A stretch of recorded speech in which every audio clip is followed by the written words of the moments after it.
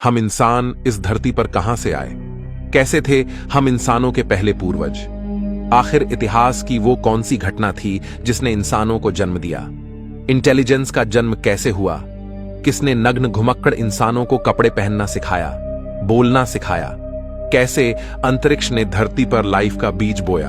दोस्तों, आज से 3.5 अरब साल पहले पृथ्वी पर एक ही प्रकार की लाइफ थी, यानी सिंगल सेल लाइफ। लेकिन अरबों सालों के थपेड़े खाते हुए आज करोड़ों स्पीसीज धरती पर मौजूद है। हम इंसान 37 खरब से भी ज्यादा बैक्टीरियाज की कॉलोनी है।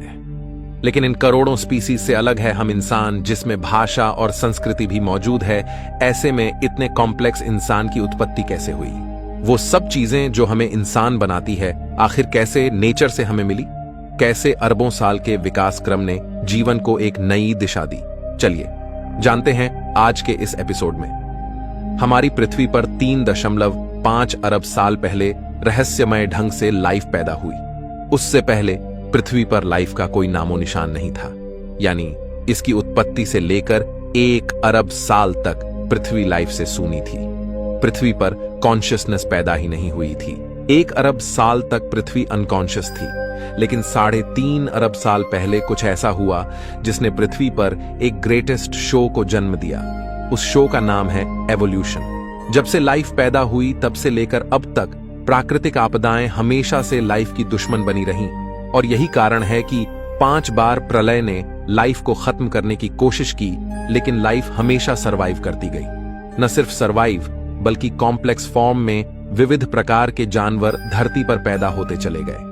शुरुआत में जन्मी सिंगल सेल बैक्टीरिया लाइफ की सबसे सिंपल फॉर्म थी, और धीरे धीरे नेचर ने इसे कॉम्प्लेक्स बनाना शुरू किया। अरबों सालों में लाइफ समुद्र से भूमि पर और भूमि से आसमान में कदम रखने लगी। इन अरबों सालों में इंसान का कोई नामो निशान नहीं था। आज से 65 मिलियन साल पहले डायनासोर्स जैसी प्रजाति का भी अंत हो गया था। डायनासोर्स के युग का अंत होने के बाद अब धरती पर मैमल्स का राज होना बाकी था। मैमलियंस धरती पर मौजूद सभी स्तनधारियों और इंसानों के पूर्वज थे, जो साइज में चूहे के जितने छोटे थे। लेकिन नेचुरल सिलेक्शन और एवोल्यूशन के चलते मैमल्स की भी कई अलग अलग प्रजातियां पैदा होने लगी। डायनासोर के मरने के बाद अब धरती मैमल्स के लिए खुला मैदान थी। जो मेमल्स डायनासोर के डर से बिलों में छुप कर रहते थे, वे अब बेखौफ घूम सकते थे। अब वे दिन दहाड़े एक नए एनवायरनमेंट में रहने लगे। अब मैमल्स ने अपनी आजादी का फायदा उठाकर अलग अलग वातावरण में रहना शुरू किया। इस वजह से नेचुरल सिलेक्शन के चलते मैमल्स भी कई प्रकार के जीवों में विकसित होने लगे। लेकिन दोस्तों, डायनासोर अभी पूरी तरह नहीं मरे थे, बल्कि उड़ने वाले डायनासोर की कई प्रजातियां अभी भी सरवाइव कर गई थीं। पर बदलते मौसम और वातावरण की वजह से वे भी धीरे धीरे बर्ड्स में इवॉल्व करने लगे। इन मैमल्स को विचित्र प्रकार के जीवों में तब्दील होने में अगले करोड़ों साल लगे, जहां मैमल्स इवॉल्व होते होते प्राइमेट में तब्दील हुए। इन्हीं प्राइमेट से आगे चलकर इंसान की उत्पत्ति होनी थी। आमतौर पर हम प्राकृतिक घटनाओं से डरते हैं, लेकिन आज से 70 लाख साल पहले एक ऐसी प्राकृतिक घटना हुई जिसके लिए हम प्रकृति के शुक्रगुजार हैं, क्योंकि आइस एज की उस घटना ने इन प्राइमेट को मजबूर किया अपने पैरों पर खड़े होने के लिए। यह पहला कदम था इंसान की उत्पत्ति की ओर। इसी के साथ उस समय अफ्रीका में पैदा हुए ऊंचे ऊंचे पहाड़ों की वजह से अफ्रीका के उमस भरे जंगल धीरे धीरे सूखे और ठंडे पड़ने लगे। ऐसे में पेड़ों पर कूदने फांदने वाले प्राइमेट्स के लिए एक बड़ी परेशानी हो गई। अब बड़े पेड़ों की तादाद कम होने लगी और उनकी जगह घास ने ले ली। अब नेचर के इस खेल ने इन प्राइमेट को मजबूर किया कि वे 2 पैरों पर चले, ताकि वे दूर तक देख पाएं और खाने की तलाश कर पाएं। दोस्तों, इस वजह से जो प्रजाति बंदरों से अलग हुई वो थी होमिनिड्स। यहां से नेचर ने इंसानियत का बीज बोना शुरू कर दिया था, लेकिन इसकी फसल उगने में अगले 70 लाख साल बाकी थे। होमिनिड्स के अलग होने पर सबसे पहले इवॉल्व होने वाली स्पीसीज का नाम था सहेलांथ्रोपस। इन्हें देखकर बंदरों जैसी ही फीलिंग आती थी, लेकिन बदलते एनवायरनमेंट ने इस फीलिंग को भी बदल दिया। अगले कई मिलियन सालों में सहेलांथ्रोपस पेड़ की शाखाओं की तरह अलग अलग ब्रांचेस में इवॉल्व हुए, जैसे आर्डिपिथेक्स, ऑस्ट्रेलोपिथेक्स, पेरांथ्रोप्स और अंत में फाइनली होमो, जो लगभग 24 लाख साल पहले उत्पन्न हुए थे। पर इन मिलियन सालों के विकास क्रम में जीवन के इस पेड़ की बाकी सभी शाखाएं टूट गई यानी एक्सटिंक्ट हो गई, और बची एक शाखा यानी होमो, यानी जिससे हम निकलने वाले थे। समय के साथ इनका दिमाग भी बड़ा हो रहा था। 30 लाख साल पहले ऑस्ट्रेलोपिथेकस ही इंसानों की वो पहली स्पीसीज थी जिसने पत्थरों को काटकर हथियार की तरह इस्तेमाल करना सीखा। इसी वजह से ये शिकार में काफी होशियार थे। मांस खाने की वजह से इन्हें सभी न्यूट्रिएंट्स की पूर्ति होने लगी, और यह एक मुख्य कारण बना इनकी इंटेलिजेंस के बढ़ने का, क्योंकि अब इनके दिमाग का साइज बढ़ने लगा। इस तरह आज से तकरीबन 20 लाख साल पहले होमो जीनस की उत्पत्ति हुई, और इस जीनस की पहली स्पीसी थी होमो हैबिलिस यानी हैंडीमैन, जिसने पत्थर के औजारों को और मॉडिफाई किया। वहीं होमो जीन्स में एक और स्पीसी पैदा हो रही थी, वह थी होमो इरेक्टस, जो आज से करीब 18 लाख साल पहले अस्तित्व में आए। ये वो पहली स्पीसी थी जो 2 पैरों पर सीधा खड़े रह सकती थी। अपने पैरों पर खड़े होकर इसी स्पीसी ने नेचर की जिम्मेदारी को संभाला, और इन्होंने सबसे पहले आग को कंट्रोल करना सीखा। यानी हम कह सकते हैं कि आग का आविष्कार आज से 18 लाख साल पहले हुआ। लेकिन अपने आप आग की खोज कैसे हुई? दोस्तों, वैज्ञानिकों के अनुसार यह संभव हो सकता है कि प्राकृतिक घटनाओं जैसे बिजली कड़कना या सामान्य घटनाएं जैसे चकमक पत्थर का नेचुरली आपस में टकराना, जिसे देखकर एक क्यूरियोसिटी जगे कि आखिर ये नई चीज क्या है। अब दिमाग तो इनका बढ़ ही रहा था, ऐसे में क्यूरियोसिटी भी बढ़ रही थी। होमो इरेक्टस और अन्य प्रजातियों को जानवरों का शिकार करना या उससे बचने के लिए एक नई चीज मिल गई थी, वो थी आग। जानवर जो आग से डरते हैं, और इसके प्रयोग से होमो इरेक्टस को एक एडवांटेज मिला कि वो आग का प्रयोग कर खाना भी पका सकता है और जानवरों को भगा सकता है। पके हुए मांस को खाने से उनका शरीर उसे सही से पचा सकता था। इस वजह से इनका दिमाग और अधिक विकसित होने लगा। अब यही ट्रेंड बाकी होमो स्पीसीज ने भी कॉपी कर लिया और उसे यूज लेने लगे, जिससे बाकी इंसानों की स्पीसी का भी दिमाग विकसित होने लगा। इस तरह इवोल्यूशन के चमत्कार से 3 लाख साल पहले 2 सबसे बुद्धिमान स्पीसीज पैदा होती है, यानी होमो निएंडरथलेंसिस और होमो सेपियंस। आज से 1 लाख साल पहले इस समय इंसानों की स्पीसीज ने एक बड़ा फैसला लिया। ये अब तक साउथ अफ्रीका में मौजूद थे। ये वहां से माइग्रेट कर धरती के अलग अलग इलाकों पर जाकर बसने लगे।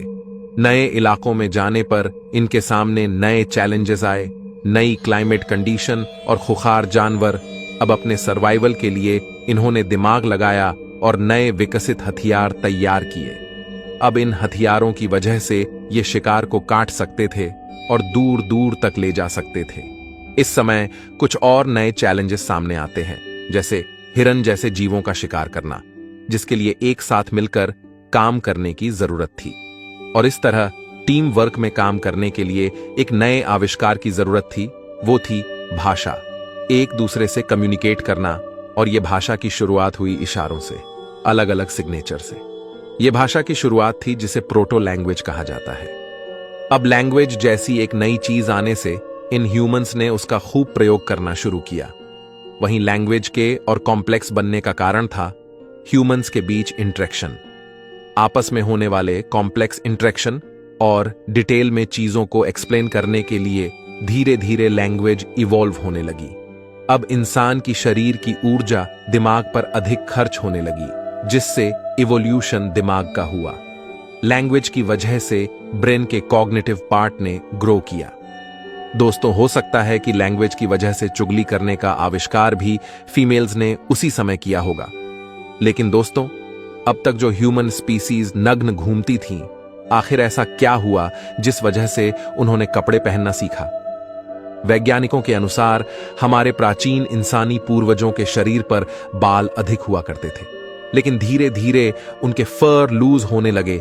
अब क्लाइमेट चेंज होने की वजह से और माइग्रेशन के कारण ठंडे इलाकों में रहने की वजह से इंसानों ने अपने स्टोन टूल्स का प्रयोग करके, वैज्ञानिकों के अनुसार आज से 1,70,000 साल पहले इंसानों ने कपड़ों का आविष्कार किया।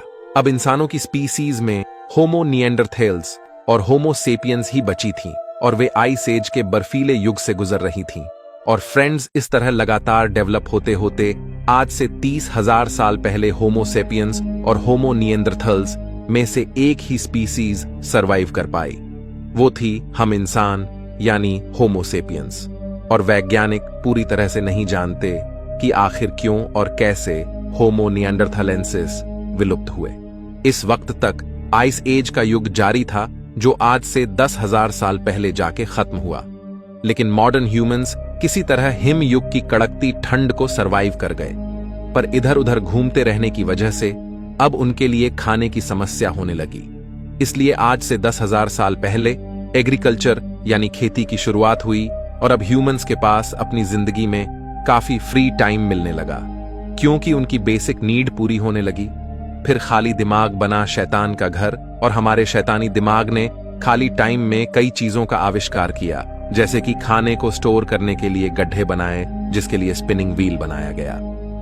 अब इंसानों के पास रात में खाली टाइम मिलता था, जहां वो अपनी वाइफ या गर्लफ्रेंड से लड़ने के बाद रात के आसमान को निहारने लगे।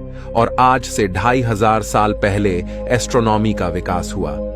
इस तरह लिखना, चित्रकारी करना, फेस्टिवल्स और फन लविंग लाइफ जीते जीते पिछले 5,000 साल में हम मॉडर्न ह्यूमंस आज इस टेक्नोलॉजी के जमाने में आ चुके हैं। लेकिन दोस्तों, इवोल्यूशन अभी रुका नहीं है, बल्कि इवोल्यूशन हमेशा चलता है। आज भी हम इंसान इवॉल्व हो रहे हैं। जैसे नाखून बढ़ते हुए हमें दिखाई नहीं देता, लेकिन लंबे समय बाद वह काफी बड़ा हो जाता है। इस तरह इवोल्यूशन की प्रक्रिया काफी धीरे होती है और आगे आने वाले मिलियन सालों में न जाने हम इंसान किस रूप में बदल जाए। आज हम ऐसी कई परिस्थितियों से गुजर रहे हैं जो हमें लगातार शेप कर रही हैं। जिस तरह भूतकाल में हम इंसानों की कई विचित्र प्रजातियां थीं, उसी तरह हो सकता है हम इंसानों की और भी कई विचित्र प्रजातियां पैदा हो जाएं। आज हम जीवन के लंबे इतिहास को जानते हैं कि किस तरह जीवों का विकास हुआ, लेकिन एक सवाल अभी भी वैज्ञानिकों को परेशान करता कि आखिर लाइफ की शुरुआत कैसे हुई, किसने पृथ्वी के गर्भ में लाइफ का बीज बोया। यह एक बहुत बड़ा रहस्य है। लेकिन कुछ वैज्ञानिकों के अनुसार 4 अरब साल पहले लाखों एस्टेरॉयड की वर्षा में उन्हीं एस्टेरॉयड्स के साथ एमिनो एसिड मॉलिक्यूल्स के रूप में लाइफ भी अपने सूक्ष्म रूप में पृथ्वी पर आई। लेकिन अगर यह सच है तो यह सवाल उठता है कि हमारी जैसे ही लाइफ किसी अन्य ग्रह पर भी इन्हीं एमिनो एसिड मॉलिक्यूल्स से क्यों नहीं आ सकती। आखिर आज पृथ्वी पर ही इंसान क्यों है? अन्य ग्रहों पर हमें कोई लाइफ क्यों नहीं मिली? इस बारे में आप क्या सोचते हैं? कमेंट में हमें जरूर बताइए। मैं मिलता हूं आपसे किसी अगले वीडियो में। तब तक के लिए ब्रह्मांड में घूमते रहिए।